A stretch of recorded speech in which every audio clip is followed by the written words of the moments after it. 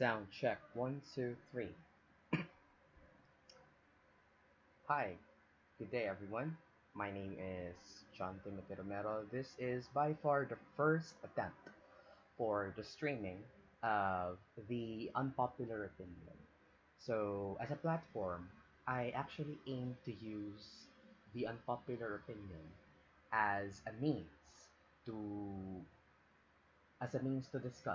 to discuss things that are not usually discussed in normal scenarios, to continuously interrogate everything that needs interrogating, because essentially the discourse based on my idealisms is actually very much limited to all of the trivial matters, all of the petty matters. We often end up talking about them, but we don't necessarily find avenues to deepen those thoughts as well as to bring them further. How would these ideas be able to evolve? How would these ideas actually prove themselves useful in a lot of respects?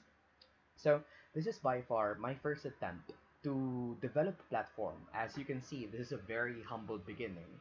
I'm actually streaming as of this date.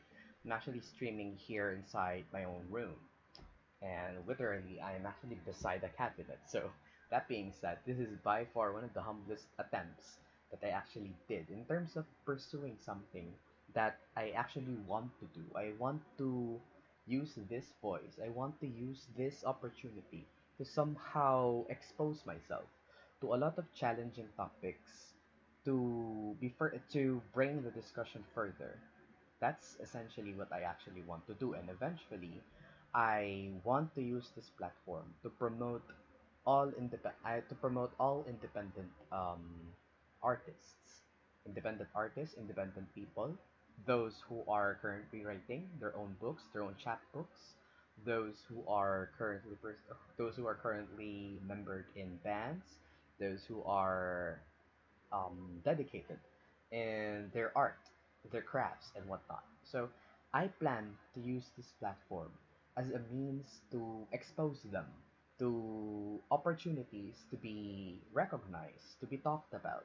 What actually makes them different that is not usually, or does not have the luxury rather, to be talked about in the mainstream setting. We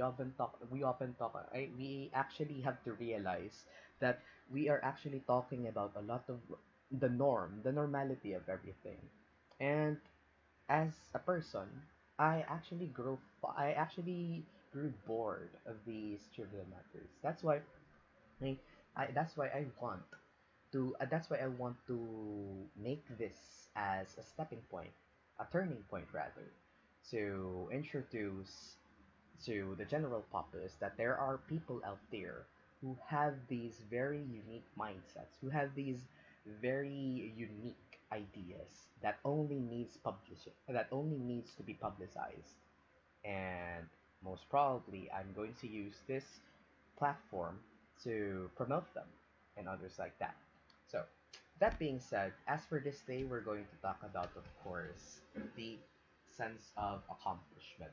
So, I am often very familiarized on these topics because I used to do this. Excuse me. I used to do this back when I was still teaching.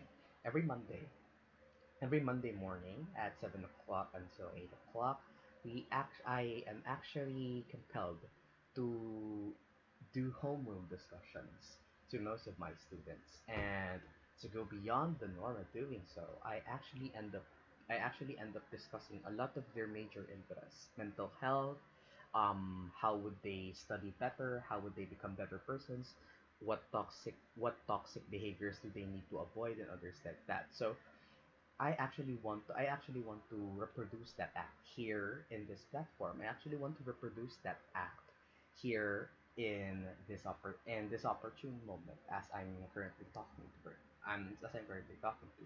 So, the sense of accomplishment, as I would like to define it, it's I think I'm the type of person that continuously looks and aspires to a lot of achievements, a lot of accomplishments. I don't know if this is just the usual attitude for the firstborn, because for one thing, I'm somehow declared as a breadwinner, but not necessarily being doing so.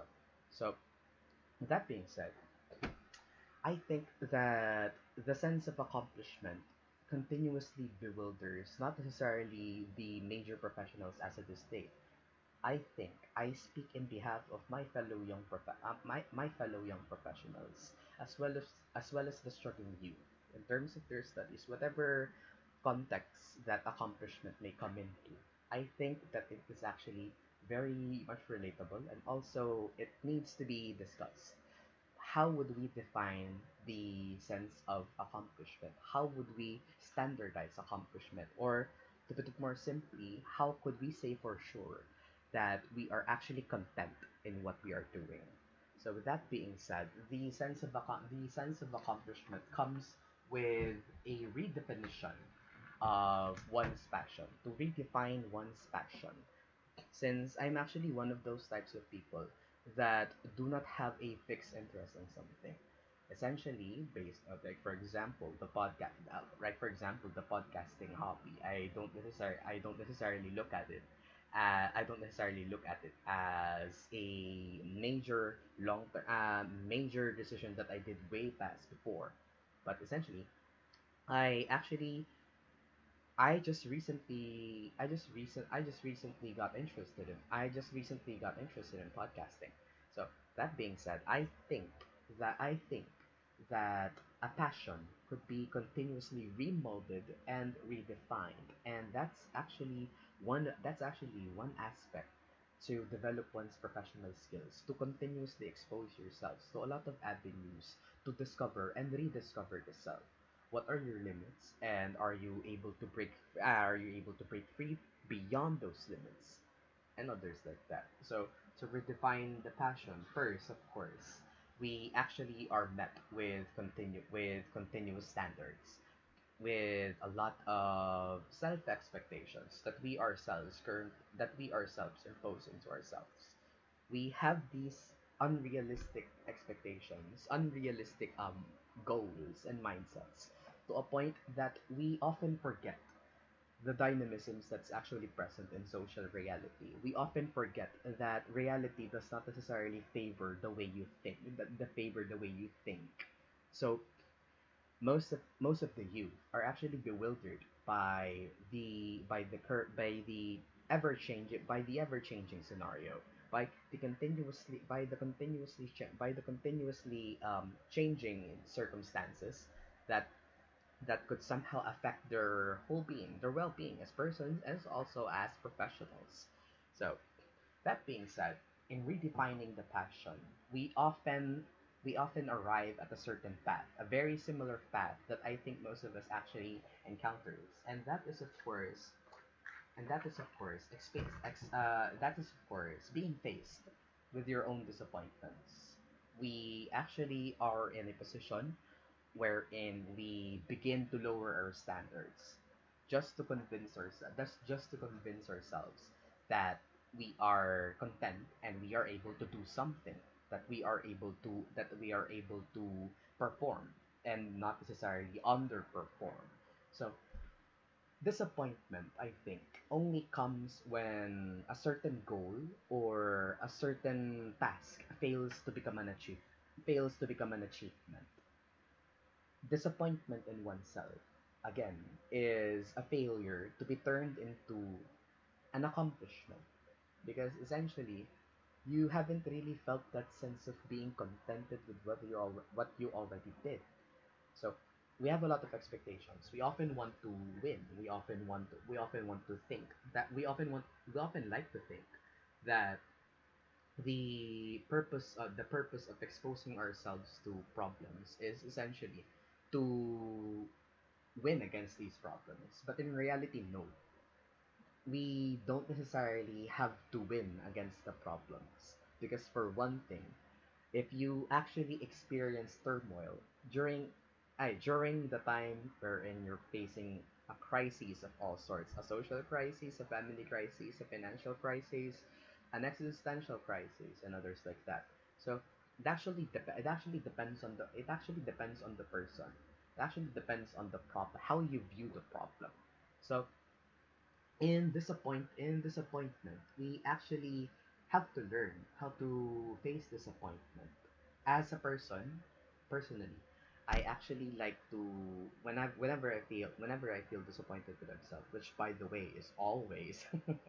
So whenever I feel disappointed with myself, I often use the time being sad, the melancholic, the time where I am actually exposed to a lot of melancholy and others like that. I often use that time to reflect. I use that time not necessarily to cry too much, but rather to make myself aware of the environment again. What did I do? What did I do that was wrong? What did I do that was lacking? And others like that. Instead of actually feeling self pity for a person, which by the way is understandable for those who are not really used to handle their emotions. So self pity could somehow be a cause for us to self destruct, for us to destroy ourselves internally, destroy ourselves in the mind. It actually begins inside, and by far, that's one of the most dangerous risks in terms of a person's productivity and as well as appreciation to someone's life. So I think in facing disappointment, we actually, again, I want to clarify that we don't have to lower our standards. Rather, we just have to be aware of the concrete environment that if something happens, then it's bound to happen because there are a lot of possibilities that actually provides us with avenues for exposing ourselves to problems, exposing ourselves to the most difficult of problems in order for us to be molded into proper persons, into persons with stronger will, with a more sturdy professional backbone, as I would like to call it. So that being said, I think that the idea on how to effectively face disappointment is of course recognizing the fault, because for one thing, most of the problems actually need to be recognized by the one primarily affected by the problem itself. And the turning point is most probably the person may be at fault.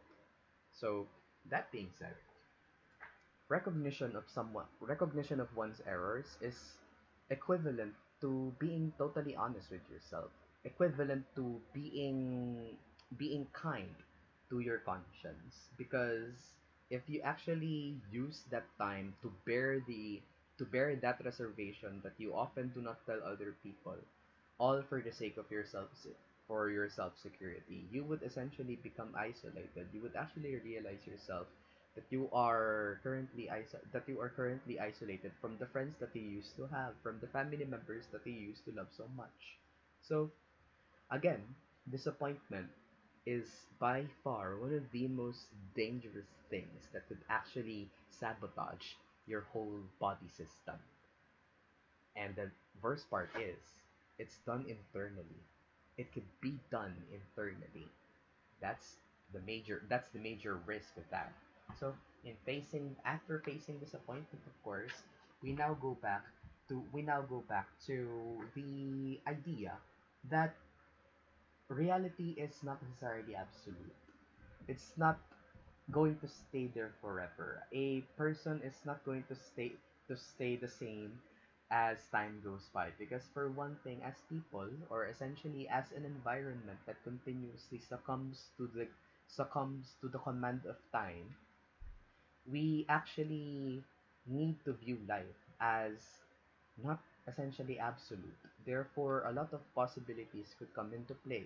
A lot of ideas, a lot of opportunities, a lot of excuse me, a lot of what do you call this? A lot a lot of avenues for further discovery of the self. It's actually one of the major tenets of life that could indeed develop oneself into a stronger willed person. So in idealizing that nothing is absolute, we are therefore open to a lot of changes.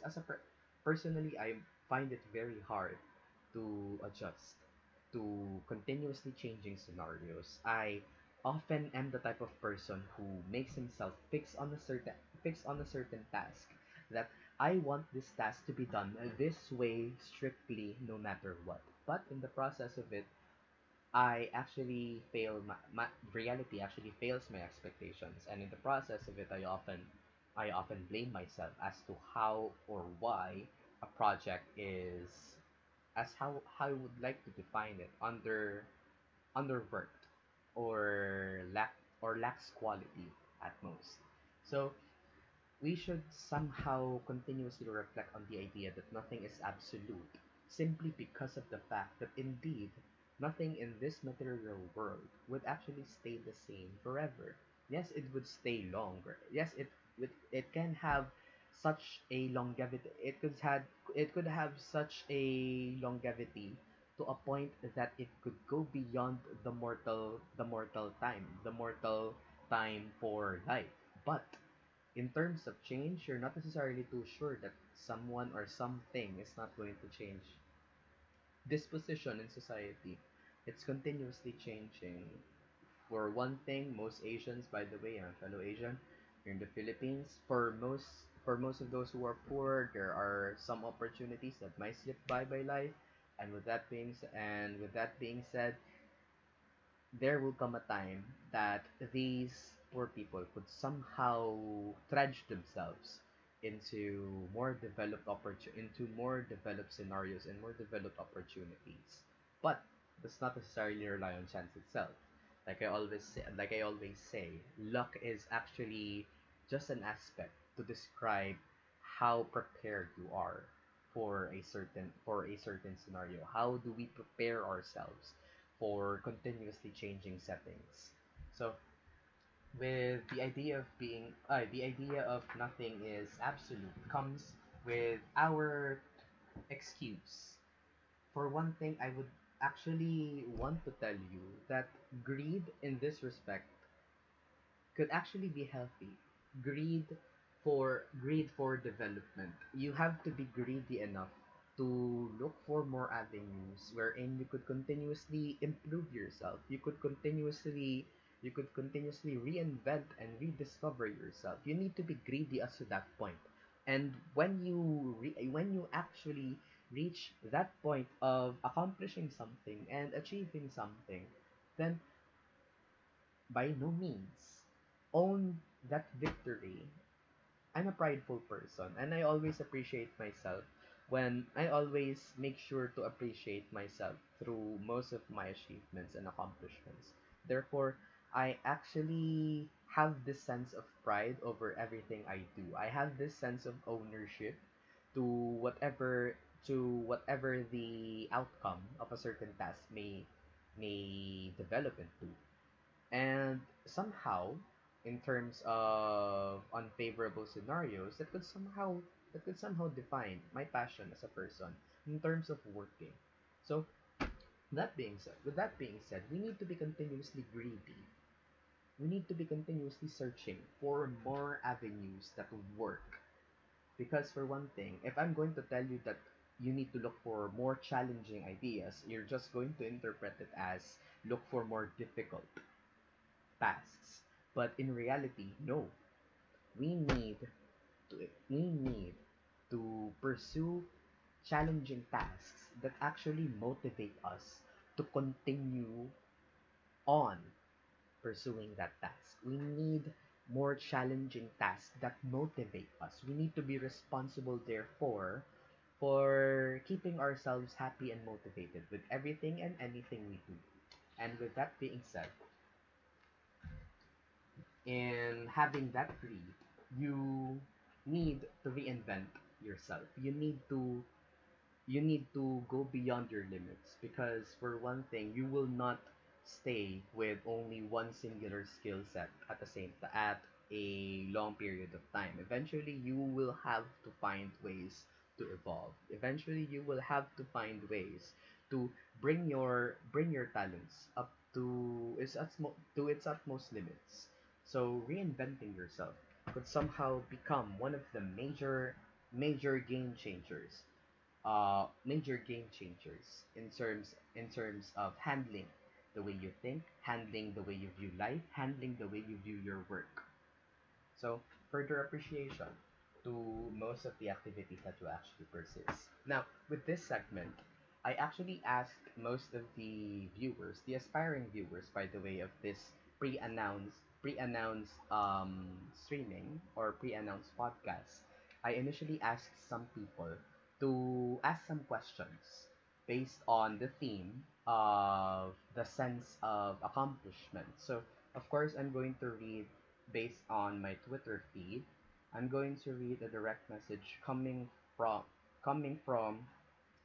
Anthony3 at Anthony3.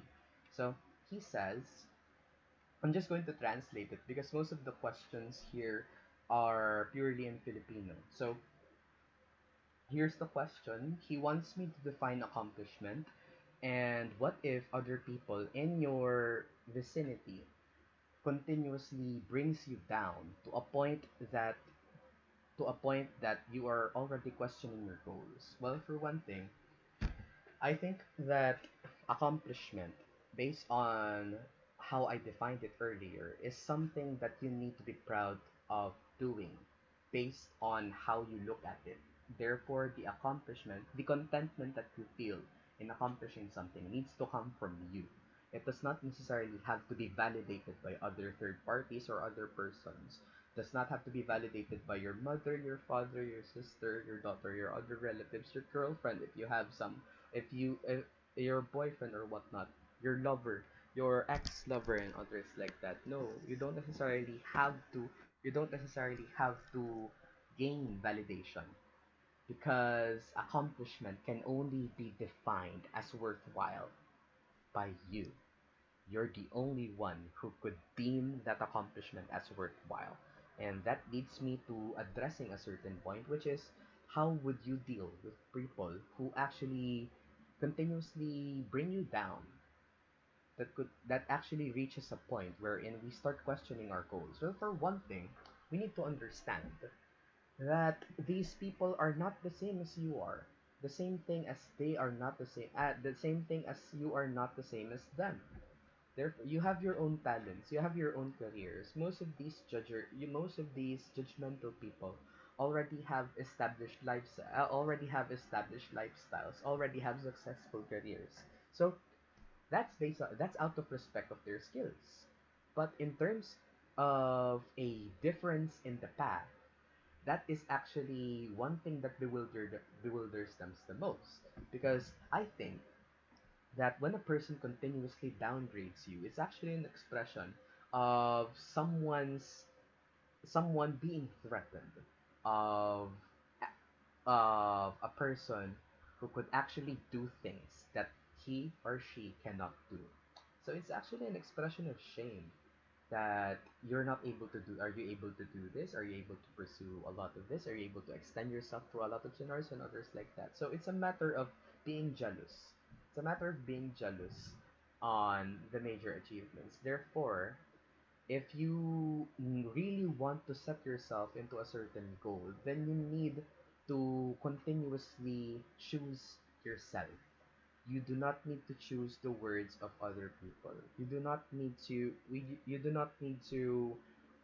base your existence on the idealisms of other people who don't even know you even. he, they don't even have a wink of familiarization on what you could actually do, on what your expertise are, on what your current mindset, your psychological patterns, your behavior patterns. They are bereft of that luxury. They are bereft of the awareness on what potentials you could actually meet. So, that being said, just treat them minorly. Just treat them as something that is inevitable when you are pursuing something that no other person has ventured before, based on the poetry of Robert Frost, The Road Not Taken. So we need to be willing to go and discover ourselves in solitude. Because for one thing, solitude is by far the only means wherein we could actually make an effective reflection on ourselves. So, thank you very much, Antonoin3. Let's go to the next tweet. I'm gonna read two more tweets based on the time for the practicality, of course. Now, the other person wants to ask me, the name is Bella May Aguinaldo. Okay, so she's asking me whether am I happy on my current achievements and where I am currently at, and if I think that I've done my role as a teacher and a journalist and etc. And what should I say to all of the students who wishes for me to stay in my previous school? Okay. Background check. I recently decided to resign from a previous school, which is by far I will not be naming in this platform.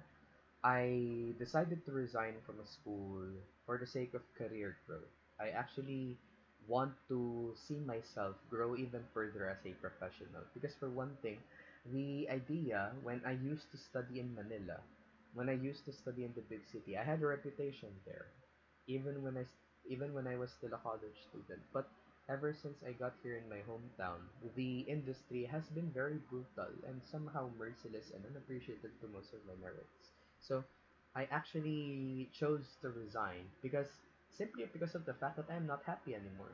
I'm not happy with working in such a toxic environment that continuously asks of you and not necessarily pays attention to what you need as a professional. This is not about being a baby. This is about expressing what you need as a person, what you need as a professional, and a company should be hand in hand in doing so. And with that being said, did I think I did my role as a teacher and a journalist, etc., etc.? As a journalist, indeed, yes.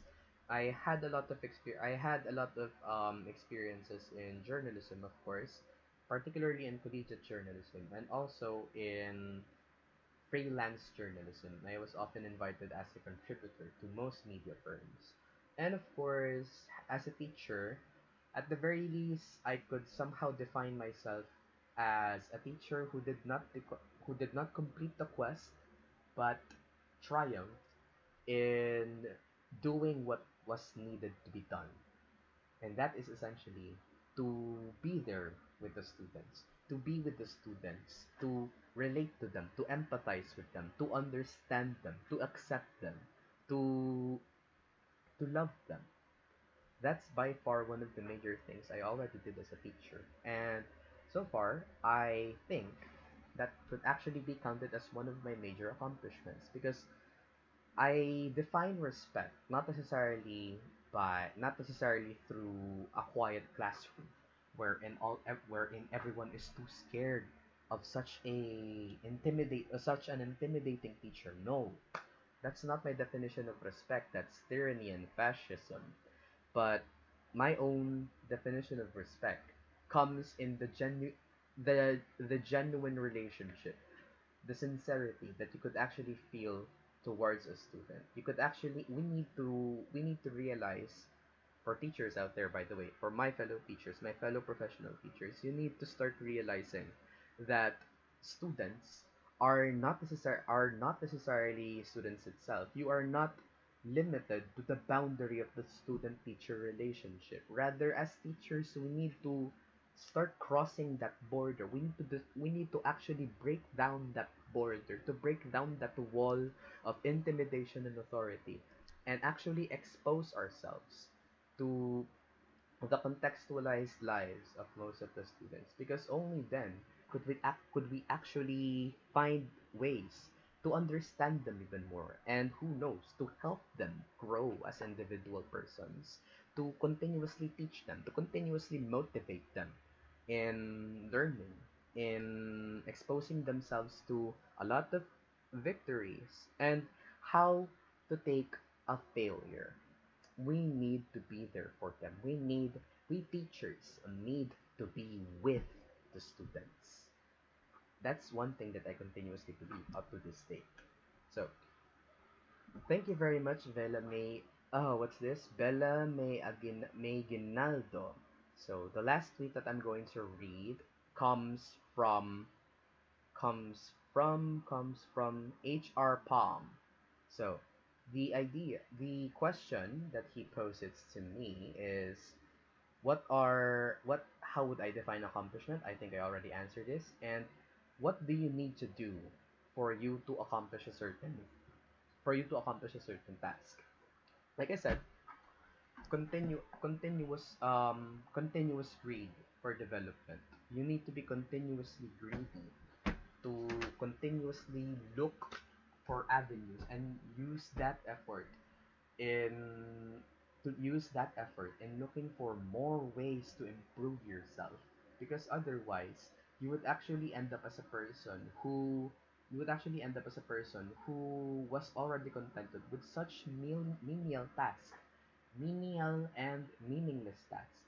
Therefore, we need to actually pursue activities that could pique our interest to continuously motivate us. Like I said, motivating the self, motivation is the sole responsibility of the person himself. The person himself is solely responsible of motivating himself to keep oneself productive.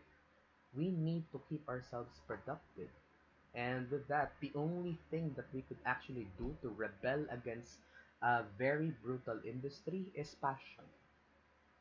Passion. Being passionate about the work.